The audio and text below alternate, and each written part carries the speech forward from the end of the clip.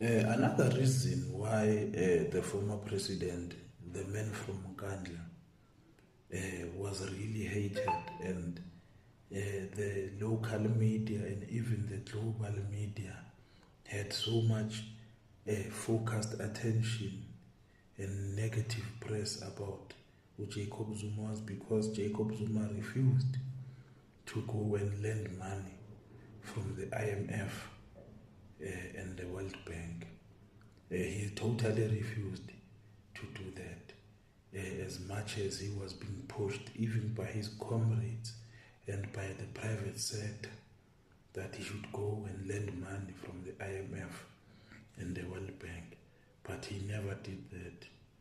And if we can remember, during the presidency of the man from Nkandla,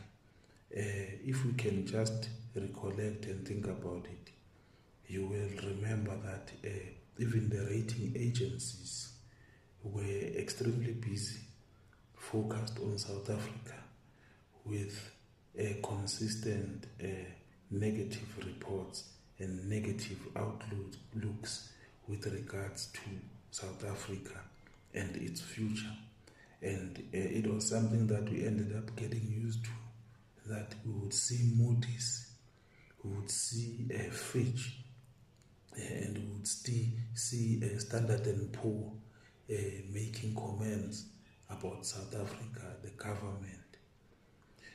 But now, if we look at the current government has already went to the IMF to borrow money more than once, and we are in a situation whereby the current government might again return to the IMF to go and borrow further money, which means that the burden will fall on us, the ordinary citizens, who will have to pay back that money. Looking at this situation makes it clear to us that if we have a leader that seeks to make the country self-reliant, that leader becomes an enemy, because